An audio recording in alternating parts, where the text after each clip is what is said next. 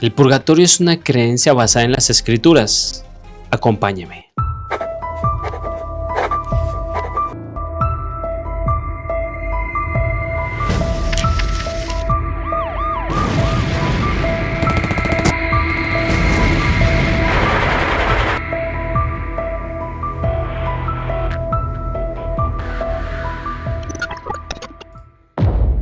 Dice la palabra purgatorio y no la busquen en la Biblia porque no existe. La palabra no. La palabra purgatorio no existe. La doctrina, eso sí existe. Mateo 5:25. Encontramos la doctrina. Si quiere usted la lee. La tiene ahí en el. Sí, pero no sé si igual porque esta es la Reina No me Valera. importa. No, Okay. me gusta que la lea de ahí. Espérese usted. Mateo, ¿qué? 8. Mateo 5:25. Sí. Porque de la Reina Valera. No, es la Reina Valera, es que él tiene. Okay. Es que los hermanos separados hay que leerle con la Biblia de ellos. Exacto. Para que ellos no digan que está en la Biblia de nosotros y en la Biblia de ellos no está. Ok, 5:25. En adelante. Ponte de acuerdo con tu adversario pronto. Entre tanto que estás con él en el camino. No sea que el adversario te entregue al juez. A ver, dime aquí, ¿quién es el juez? Dios. Mientras vamos de camino, nosotros, ¿a dónde se refiere? En la vida. En la vida. En el video, el sacerdote intenta demostrar que el purgatorio es bíblico. Él acepta que la palabra purgatorio no está en la Biblia, pero afirma que la doctrina, la idea, sí está. Para intentar probarlo, él usa dos textos fuera de contexto. Mateo capítulo 5, el versículo 25 y 26.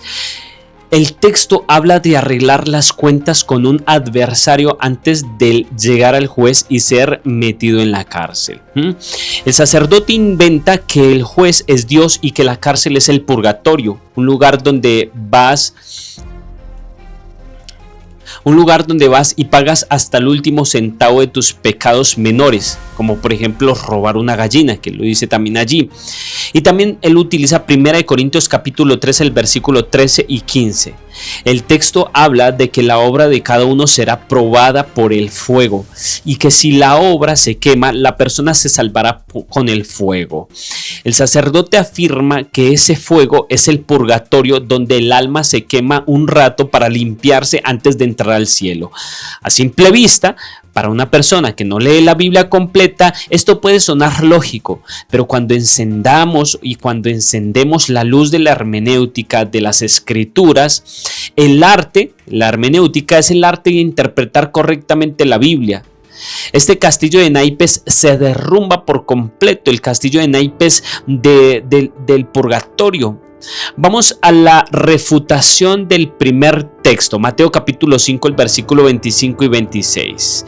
Vamos a leer el texto base que usa el sacerdote en la versión Reina Valera. Dice allí: ponte de acuerdo con tu adversario pronto, entre tanto que estás con él en el camino. No sea que el adversario te entregue al juez y el juez al alguacil y seas echado en la cárcel. De cierto te digo que no saldrás de allí hasta que pagues el último cuadrante. El error es la alegorización. El primer error del sacerdote es usar un método falso de interpretación llamado alegoría. Una alegoría es cuando alguien lee el texto sencillo y le inventa significados espirituales ocultos a cada palabra. El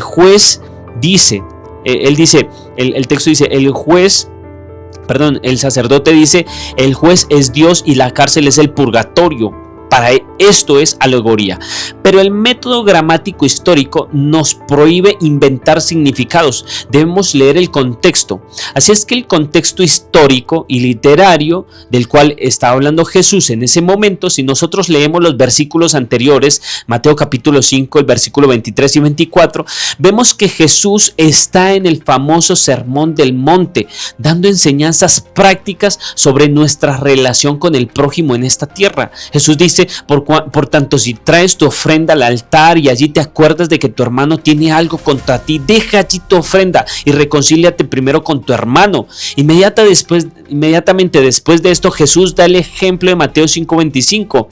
Es un consejo legal práctico para la vida terrenal en el primer siglo.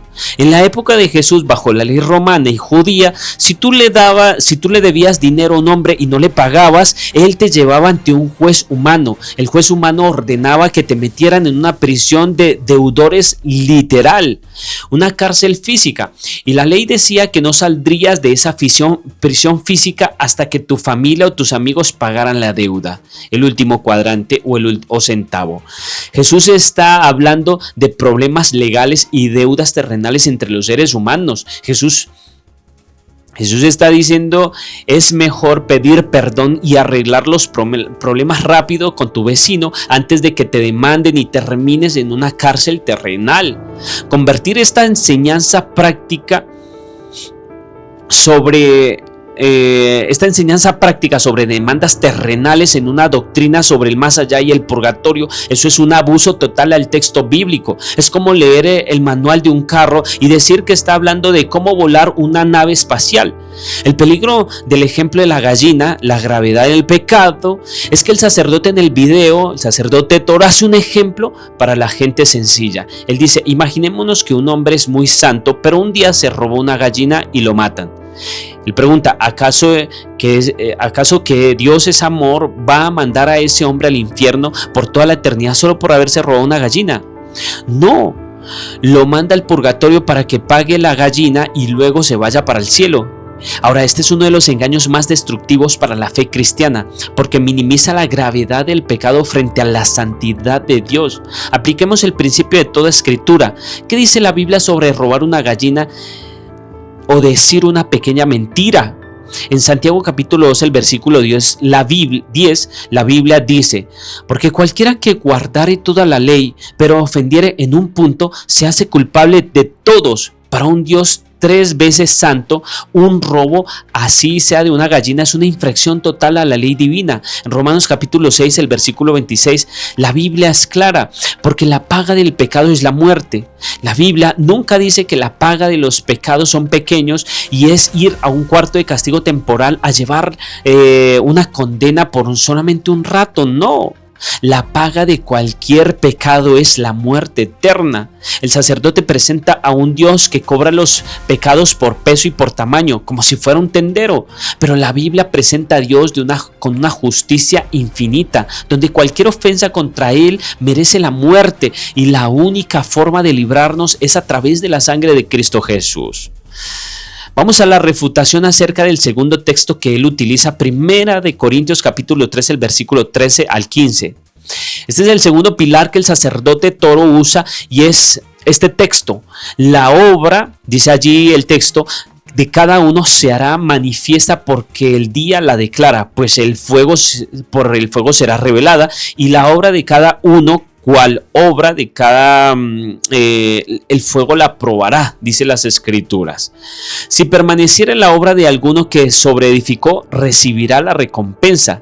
Si la obra de alguno se quemare, él sufrirá la pérdida. Si él mismo será salvo, aunque así por el fuego. El sacerdote cierra la Biblia y concluye triunfantemente, ahí está que pasar por fuego para salvarse, ese es el método, ese es el purgatorio. Para destruir esa falsa interpretación, nosotros no necesitamos ni gritar ni pelear. Solo necesitamos leer el contexto y aplicar la gramática de lo que el apóstol Pablo escribió allí en el escrito.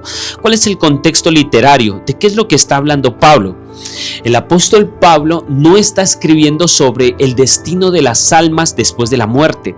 Si leemos nosotros desde el versículo 9, Pablo está hablando a los predicadores, los pastores y el trabajo de construir la iglesia. El versículo 9 dice: porque nosotros somos colaboradores de Dios y vosotros sois labranza de Dios, el edificio de Dios. Luego el versículo 10, él dice que como un buen arquitecto, él puso el fundamento que es Jesucristo, y que otros pastores, como por ejemplo Apolo y como por ejemplo también Pedro, vienen a construir encima de ese fundamento. Pablo entonces está usando esa ilustración como un edificio. Él dice que cuando nosotros servimos a Dios, algunos construyen con materiales eternos valiosos, como por ejemplo oro, plata, piedras preciosas, que representan las buenas enseñanzas y motivos puros. Otros construyen con materiales baratos, madera, heno, hojarasca, que representan las enseñanzas inútiles, el orgullo y la carnalidad. Ahora, ¿qué es lo que realmente se quema? Vamos al análisis gramatical. Aquí es donde el argumento del sacerdote Toro se estrella contra la pared del idioma original. Ahora, presta mucha atención, porque esta es la clave. El texto dice en el versículo 13: y la obra de cada uno, cual sea, el fuego la probará. ¿Qué quiere decir eso? La palabra original, el griego, es ergón, que significa trabajo, labor u obra. El texto no dice que el fuego probará o quemará los pecados. El texto no dice que el fuego probará o quemará el alma de la persona. El texto dice claramente que el fuego probará el trabajo, la labor ministerial que la persona realizó en la tierra. En la Biblia a este evento se le llama el tribunal de Cristo, o bema en griego, mencionado por ejemplo en 2 Corintios capítulo 5, el versículo 10. Es un juicio extremadamente exclusivo para los creyentes, personas que ya son salvas, no para los pecados, no para perdonar pecados, sino para entregar la recompensa, o sea, los galardones, por cómo ellos sirvieron a Dios en la tierra. ¿Qué hace entonces el fuego? Esa es la pregunta muy interesante. El sacerdote dice que el fuego del purgatorio es para limpiar o purgar los pecados, pero el texto en 1 Corintios capítulo 13, el versículo 13, dice que el fuego sirve para revelar y probar la obra. La palabra griega es dokimazo, que significa examinar para ver la calidad de algo. Igual, por ejemplo, que un joyero le pone el fuego al oro para comprobar si es oro puro. El fuego aquí es un fuego de examen, de juicio sobre nuestro servicio, no un fuego de limpieza de pecados. ¿Qué significa salvo así como por fuego? El versículo 15 dice que si un creyente gastó su vida haciendo cosas inútiles, madera y heno, su trabajo se volverá cenizas, él sufrirá pérdida. La palabra griega semió, que significa perder el premio, la recompensa, pero él mismo será salvo, aunque así como por fuego. ¿Qué significa esa frase? Es una expresión, es una metáfora de que se usaba en la antigüedad. Imagínate por un momento un hombre que está durmiendo en su casa y de repente la casa se incendia. El hombre se despierta asustado, corre hacia la puerta y logra salir a la calle justo antes de que el techo se derrumbe. La casa se quemó entera, perdió todos sus muebles, su dinero, pero él salvó su vida. Ese hombre se salvó como pasando a través del fuego. Pablo está diciendo: si un cristiano no sirvió a Dios con un corazón puro, cuando llegue al cielo no tendrá coronas ni recompensa para ofrecerle a Jesús. Entrará al cielo oliendo a humo, habiendo perdido las recompensas de su vida terrenal, pero su alma se salvará, porque la salvación depende exclusivamente de la sangre de Cristo, no de sus obras. En ningún lado del texto habla de un cuarto de tortura temporal llamado el purgatorio. Habla de perder recompensas en el cielo, no de pagar por los pecados. Vamos al golpe de la gracia teológico: la suficiencia de Cristo.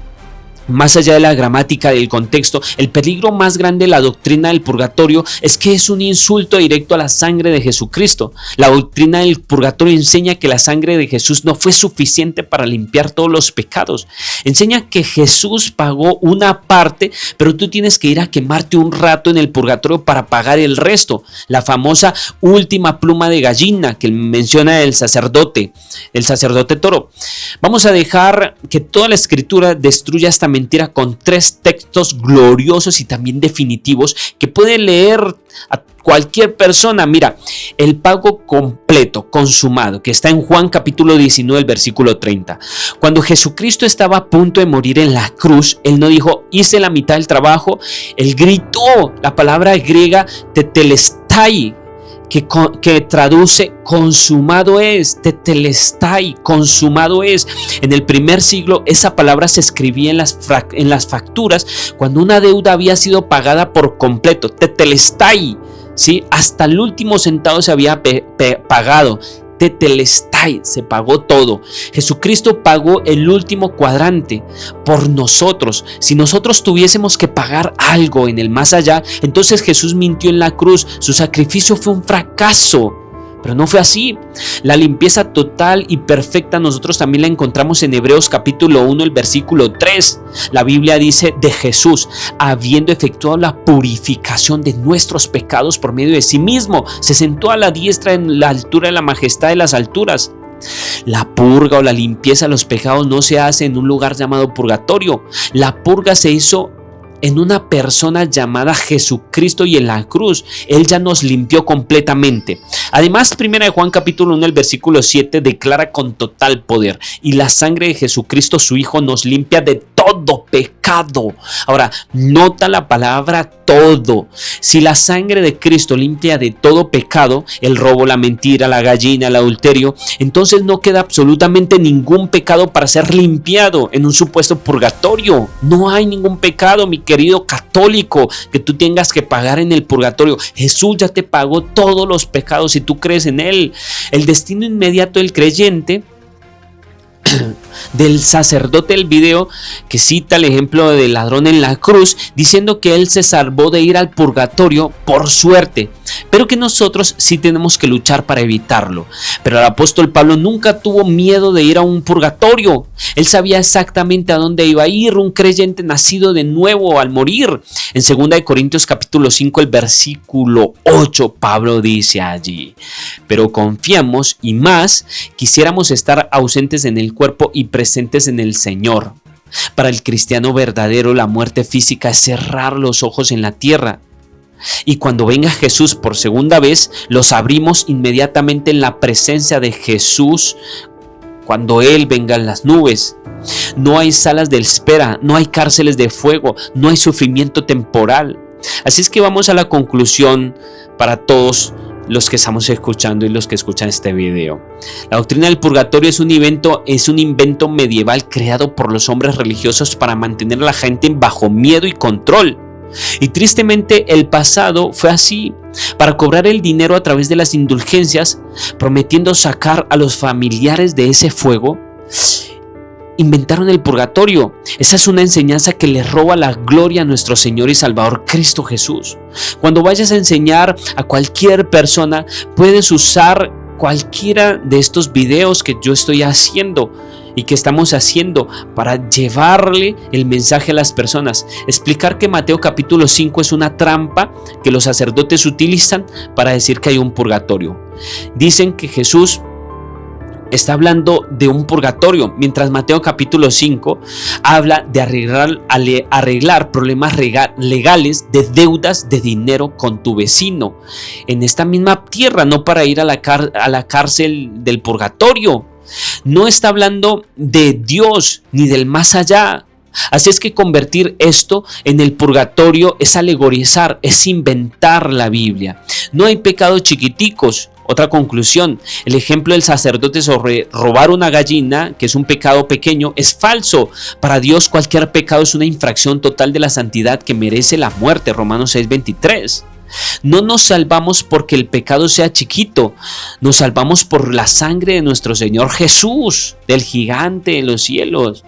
El fuego de Corintios no quema los pecados. Primera de Corintios capítulo 3, Pablo habla de cómo los pastores y los cristianos construyen la iglesia. El fuego del juicio examinará nuestro trabajo para darnos recompensa. El trabajo de los pastores no es que vayas al purgatorio a quemar pecados o a pagar por los pecados. El texto dice claramente que el fuego probará las obras de madera o plata, no del alma. Quien no hizo nada útil perderá su premio, pero su alma va directamente al cielo salvándose como por fuego, escapando a duras penas. Cristo es suficiente. Creer en el purgatorio es decirle a Jesús: tu sangre no alcanzó en la cruz para limpiarme por completo, pero la Biblia nos garantiza que la sangre de Cristo nos limpia de todo pecado. Primera de Juan capítulo 1 versículo 7. Y que cuando morimos vamos directamente a la presencia, vamos a descansar, vamos a dormir, y que luego cuando Jesús venga, la presencia del Señor Jesús es lo primero que nosotros vamos a ver. Mi querido, mi querida, que este estudio te dé a ti la armadura para que puedas tener paz absoluta. Ya no tienes que vivir asustado de morir y tener que ir a un cuarto de fuego a pagar tus errores. La deuda ya está cancelada en el Calvario. El perdón de Dios es un regalo completo, perfecto y gratuito. Sigamos por favor estudiando las Escrituras para ver que la verdad nos haga verdaderamente libres. Que el Señor te siga usando con gran poder donde quiera que estés y que te ilumine tu cabeza y tu mente. Yo sé que muchos católicos ven estos videos. Por favor, mi querido, abre los ojos a las Escrituras porque la realidad está por venir.